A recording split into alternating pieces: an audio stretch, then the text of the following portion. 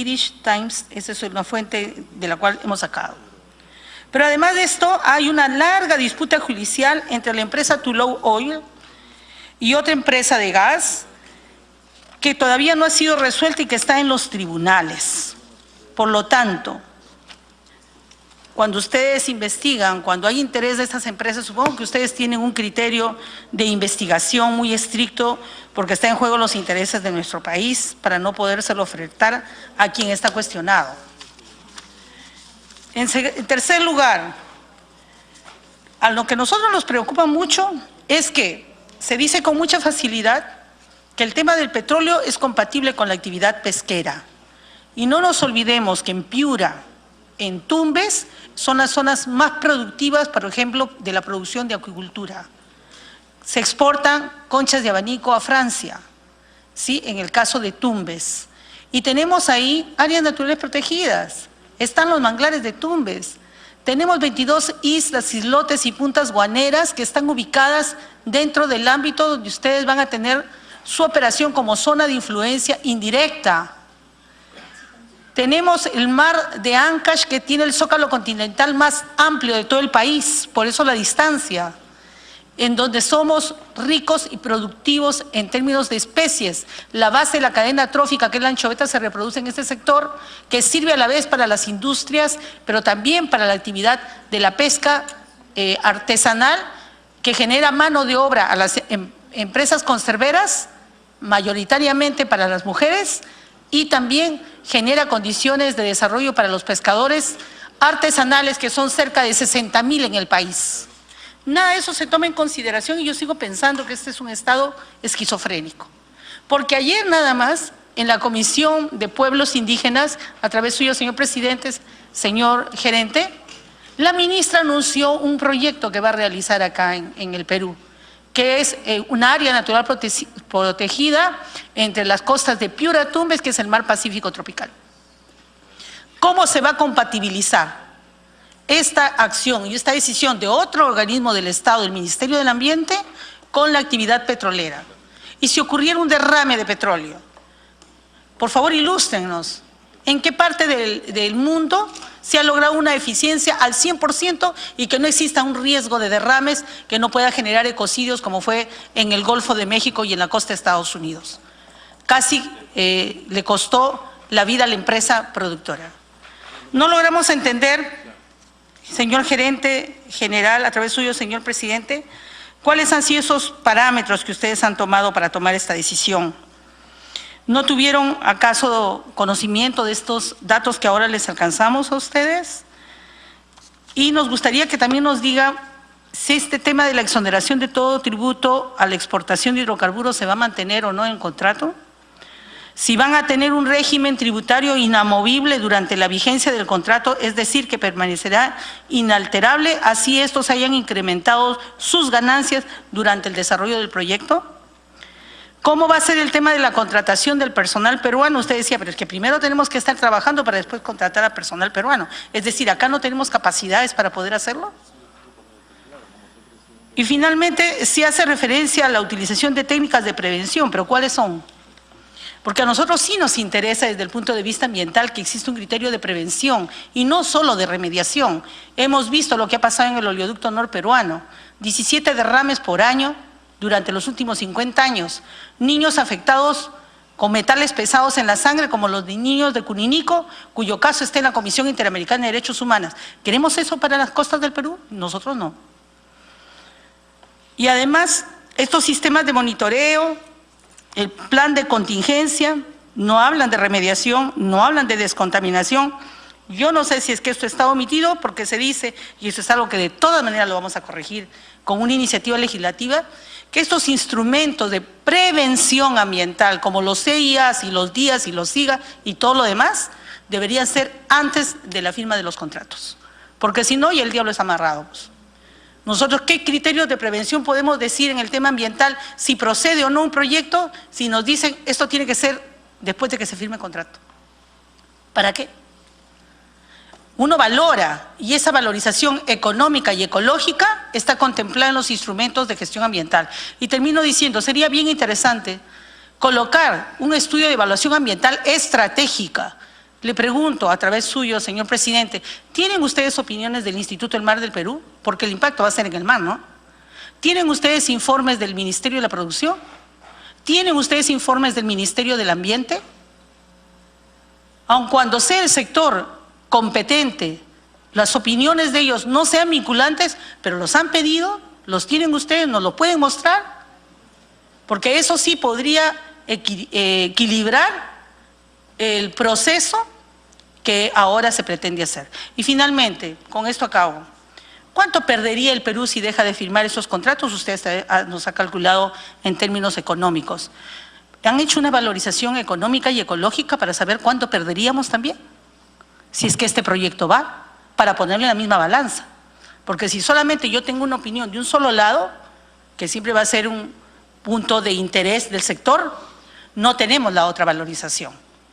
Y se tratan de vidas humanas, se tratan de ecosistemas, se trata de un mar productivo, se trata de seguridad alimentaria de los y las peruanas, no solo de ahora, sino del futuro.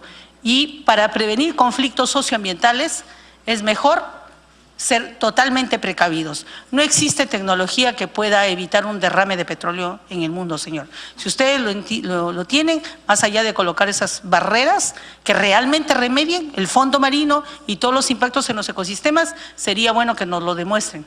Pero yo estoy absolutamente segura que no lo podrán hacer. Gracias, presidente. Bien. Tiene el uso de la palabra el congresista Manuel Dagmert. Señor presidente, solicito que por favor puedan proyectar unas filminas. Procedan. Quiero empezar saludando esta reunión. Es un diálogo que no solamente lo hacemos entre nosotros, sino que lo está mirando prácticamente todo el Perú.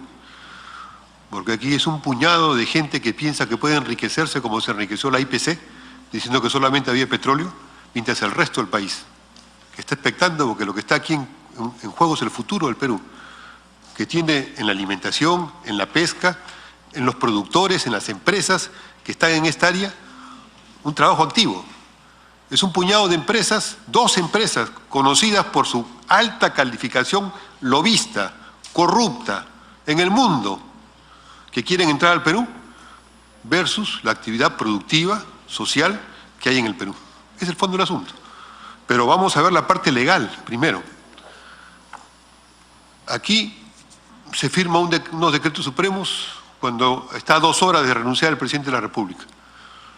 Renuncia y deja los decretos para cerrar un hecho.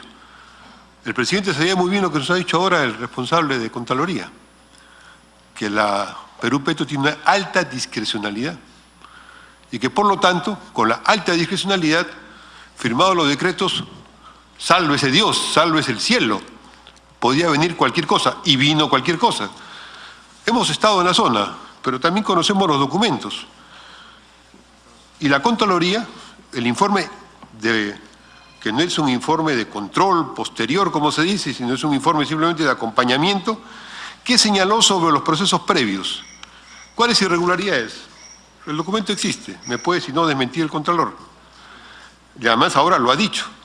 La capacidad técnica superior de Tullow se aceptó en base de un proyecto de lineamiento de capacidad técnica superior que no estaba aprobado. Claro, como tenía discrecionalidad, pasó. No existió pronunciamiento expreso de la conformidad y verificación de los requisitos para la contratación por negociación directa. O sea, escogieron esa opción y no había un documento que lo fundamente, que diga por qué sí, por qué no concurso, no existió. Simplemente no existió. Estamos hablando de esa etapa. Después pudo, por discrecionalidad, haberlo elaborado. Mañana pueden elaborarlo y es también discrecionalidad decir, es nuestra discreción elaborarlo en cualquier momento. Bueno, pero no existió. ¿Qué más dice la Contraloría? No se conoce el plazo exacto para la calificación asumido por la Comisión de Calificación, vulnerando el reglamento de calificación, el Decreto Supremo 030-2004-EM. O sea, con los plazos también a discrecionalidad. Las audiencias públicas de consulta fueron irregulares. Yo he estado en Sechura, hemos estado en la zona, hemos preguntado ¿dónde están los que estuvieron en esos eventos? No, fueron algunos funcionarios traídos de otras zonas, fueron amigos traídos de otras zonas, 10, 12 personas. Nadie había estado en esos eventos.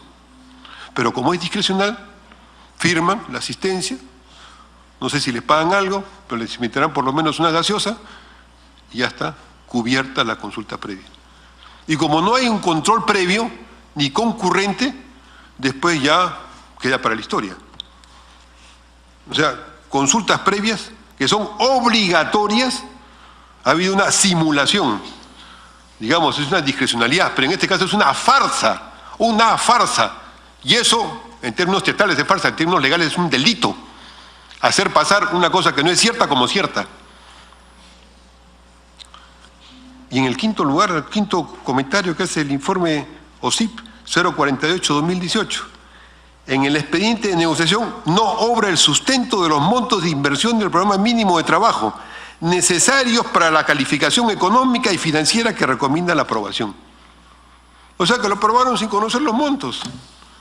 Confiaban tanto, de repente eran amigos íntimos de empresas, los conocían, o de repente confían tanto en las empresas que no se preocupen, después lo ajustan, después lo arreglan.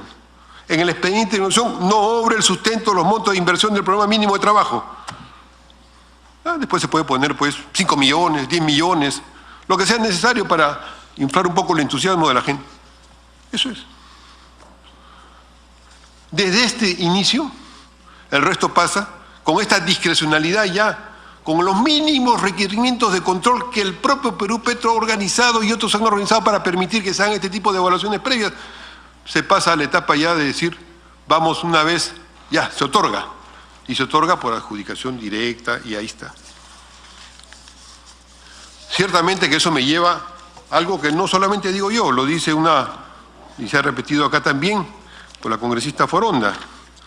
¿Con qué empresa se está contratando? Un señor que se llama Juan Mendoza, que saca de un comentario que siempre sale por las redes, dice lo que señala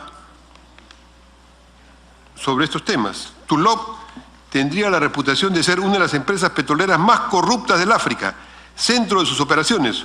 Como ha informado gatoencerrado.net, la Fiscalía de Uganda acusó a Brian Glover, jefe de Tullow en el país africano, de pagar 100 millones de dólares de sobornos en el 2010 a 3 ministros y otros funcionarios a cambio de contratos públicos. En 2013, el mismo fundador de Tullow, Aldan Helby, se disculpó ante el presidente de Uganda por la difusión de un correo electrónico en que se insinuaría que también había cobrado coimas. En el 2014 y 2015 hubo procesos judiciales sobre beneficios tributarios indebidos que Tullow había recibido del gobierno de Uganda por 157 millones de dólares. Y si hablamos de la otra empresa, Nadarco, y ahí sigue la historia.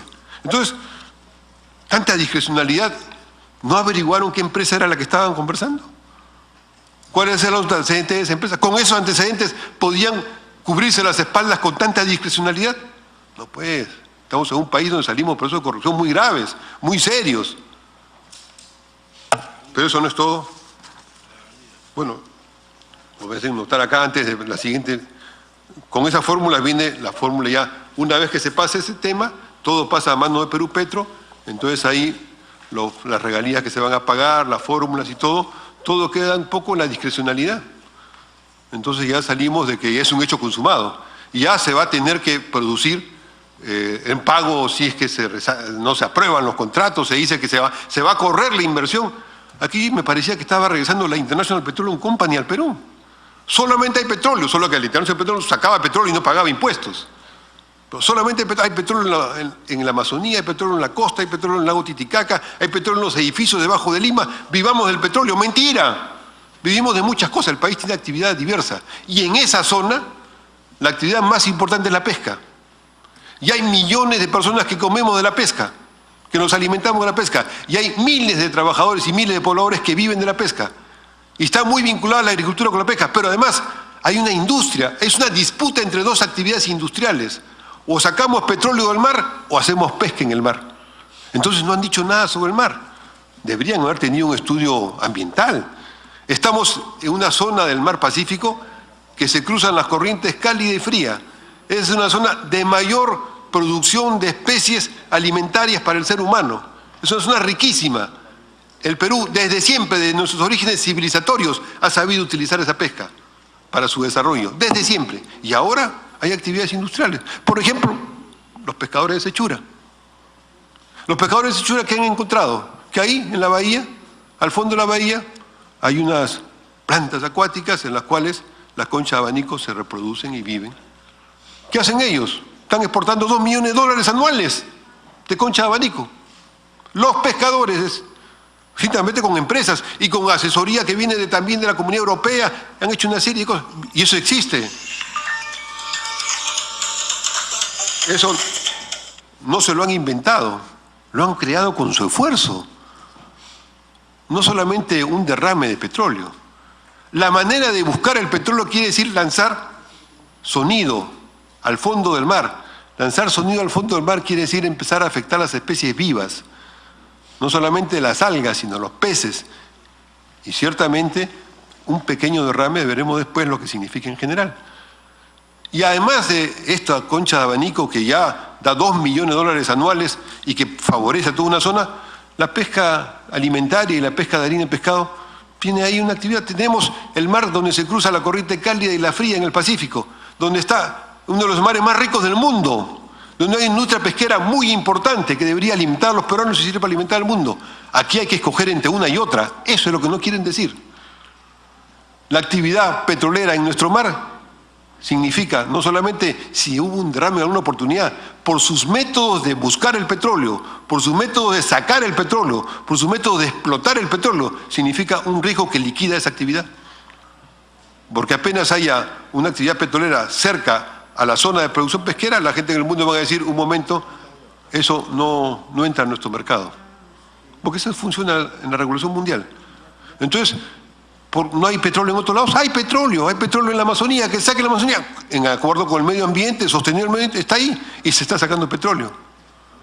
Hay petróleo en la costa, hay petróleo en la costa. Hay petróleo en algunas otras partes del mar peruano y de repente hay en otras zonas que no tengan esa virtualidad. Pero en esa zona, en esa área del norte donde está justamente la mayor concentración de la pesca nacional, en esa área y donde además está la actividad pesquera de diversos sectores medianos, pequeños, chicos, grandes, significa una cosa incompatible. Ciertamente, como Perú Petro tiene discrecionalidad, como no hay una ley que le diga que no se puede entender que la ley dice que sí es compatible, entonces no hay ningún problema. Y si algún día hay algún derrame, bueno, que la empresa pague, pues. Y si no se recupera en 100 años, que qué pena, así es la vida. Pero así no es la vida, las leyes obligan. Y las experiencia histórica del Perú sirven para eso. Por eso es que la siguiente, ahora sí. ¿Qué pasó en el Golfo de México? En el Golfo de México, la empresa British Petroleum, que es en el fondo la que está detrás de estas dos empresas, es la gran empresa que está vinculada a estas dos empresas. La British Petroleum, en el año 2010, dijo, vamos a explorar el fondo, no pasa nada, tenemos tecnología de primer nivel, somos científicos, somos tecnológicos, somos avanzados, amamos el petróleo y garantizamos que no va a ocurrir nada. Y vino el desastre, y hasta ahora, ahí está el mar, así están los pelícanos, así está el mar, así está la franja de petróleo, hasta ahora. A la empresa que tenía mayor y tiene una de las mayores inversiones en el mundo y en tecnología para explotar en el mar, y que lo hace en muchos lugares del mundo. Bueno, dicen, bueno, una casualidad. Bueno, en el mar peruano, ¿qué tenemos en el fondo del mar? La cordillera andina se hundió frente justamente a las costas del norte. Hay una cordillera abajo y hay una zona que es una zona altamente sísmica en el fondo del mar. ¿No han estudiado eso? Debe conocerlo, es un científico reconocido, debe saberlo muy bien. Y que por lo tanto ahí hay una actividad sumamente grave si es que hay una actividad petrolera. Gravísima. Es un riesgo altísimo. ¿Eso lo ha evaluado Perú Petro? Si lo ha evaluado, que presente los estudios. Y vamos a discutir los estudios. Porque una cosa es decirlo con entusiasmo y otra cosa es que hay estudios de verdad. Entonces yo termino señalando, señor presidente, que el gobierno regional de Piura, por unanimidad, el gobierno regional de Tumbes, por unanimidad, los trabajadores y poblaciones del litoral pesquero que se han movilizado activamente, por unanimidad, masivamente, han dicho no debe haber extracción petrolera en esta zona. Váyanse a otro lado a hacerla, háganla bien, pero aquí no. Ahora, además de ese llamado, deberíamos culminar con un siguiente llamado. Hay que reformular la discusión sobre Perú Petro. Esta discrecionalidad linda con la ilegalidad. Esta discrecionalidad es perjudicial para el país, Por lo tanto, no solamente deben derogarse, debemos discutir para derogar estos decretos supremos, sino discutir a profundidad cómo hacer que haya una entidad pública, que sea Perú Petro, y que maneje adecuadamente nuestros recursos y no de la forma como se ha estado manejando. Tiene el uso de la palabra el congresista Yuyes. Buenas tardes, presidente. Dar la bienvenida a todos los invitados. Yo quería hacer una reflexión, ya que he escuchado hablar del mar y de la pesca. Yo soy pesquero, soy tumbesino. Bueno, en Tumbes es langostino, ¿no? Y en Piura es langostino con concha de abanico.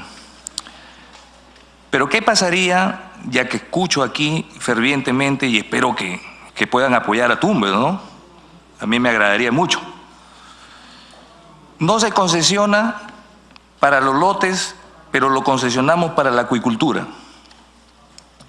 Entonces mi pregunta es, ¿aceptarán que se concesione el mar para la acuicultura?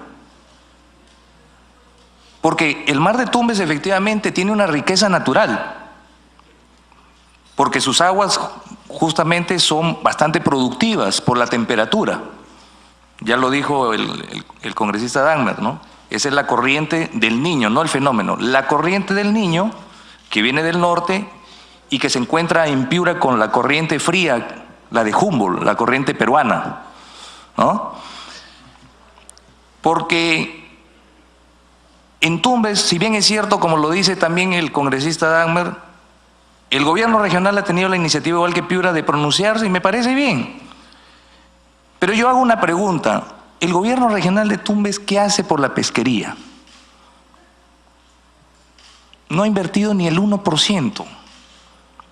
¿Qué hace el gobierno regional de Tumbes por la agricultura? No ha invertido ni el 1%.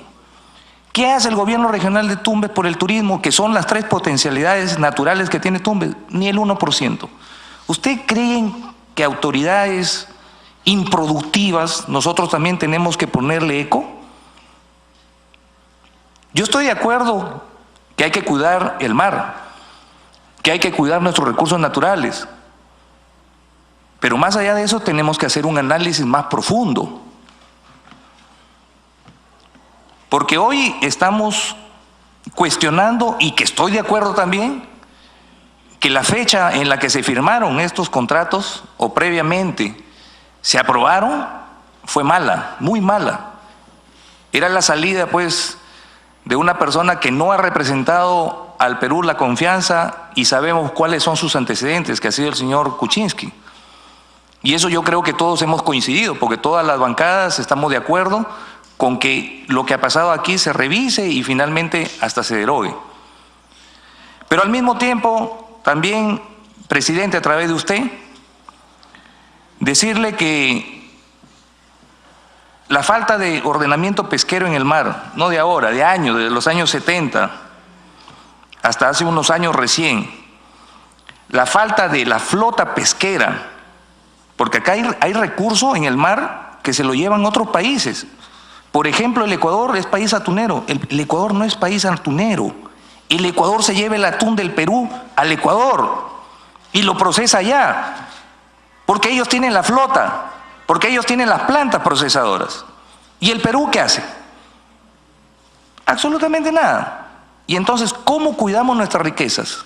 ¿Cómo salvaguardamos nuestras riquezas?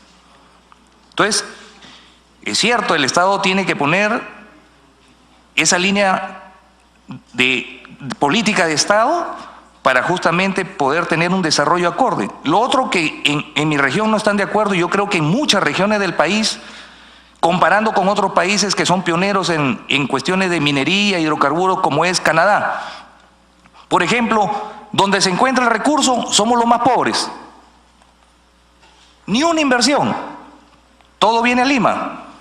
Y eso lo sabemos porque el presupuesto fiscal que nosotros mismos aprobamos, más del 70% es aquí en la capital, ¿o me equivoco? Entonces, yo creo que si nosotros deseamos que las concesiones en cualquier tema, a cualquier nivel, puedan tener resultados, lo primero que debemos ver es la equidad. esa distribución y, por supuesto, salvaguardando los ecosistemas, el medio ambiente, que es importantísimo, no solamente para el futuro de nuestras regiones y de la humanidad, sino para la salud de todos nosotros. Yo nunca voy a querer que mis hijos y quienes vienen detrás de mis hijos y todos mis amigos y los vecinos de mi región y de otras regiones finalmente queden desamparados en este aspecto, porque nadie va a querer estar enfermo o enfermarse porque simplemente quiere hacer una concesión o quiere hacer una explotación finalmente.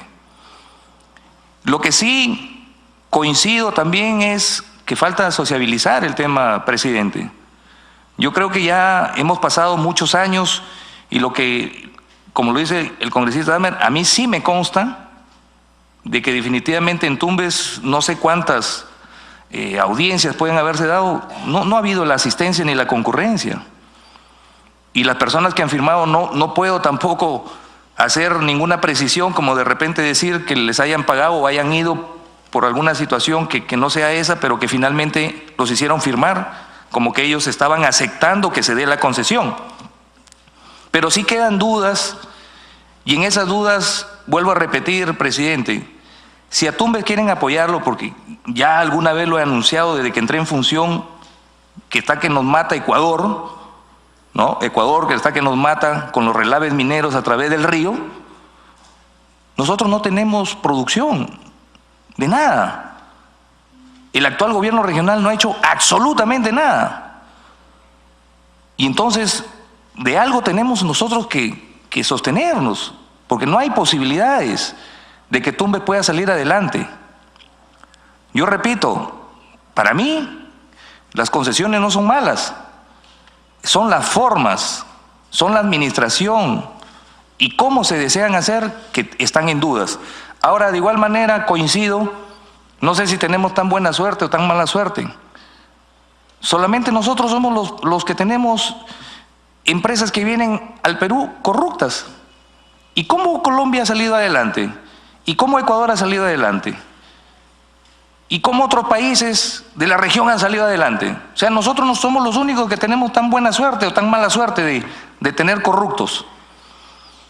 Entonces, yo creo que todos nosotros aquí, que en estos momentos estamos expresando no solamente una opinión, sino al mismo tiempo estamos haciendo el control político como poder del Estado, también nos compete dar soluciones. Y esas soluciones, presidente, yo creo que se deben dar, si no es en estos momentos, en cualquier otro momento por escrito, para buscar las alternativas, en este caso de las regiones. En el caso de mi región, como repito, es una región que está empobrecida, una región que no tiene más que producir. Y eso nosotros debemos tomarlo en cuenta. Yo también sí debo felicitar al Contralor, porque desde que entró en función y que estuvimos coordinando y hasta el momento se ha agilizado las acciones de control. Y esperemos de que esos resultados que se den, los responsables también puedan tener una sanción, porque hay muchos que ahora incluso se dan el lujo de venir aquí al Congreso, los traen, sean gobernadores o sean alcaldes, que todavía tienen la osadía de presentar en el Tribunal Constitucional lo que nosotros hemos aprobado, esta ley de candidato de idoneidad. O sea, ¿hasta dónde estamos? ¿No? O sea, la corrupción quiere seguir gobernando, quiere seguir imponiendo condiciones. Y nosotros empobreciéndonos en nuestras regiones porque no hay manera como nosotros poder reactivar la economía.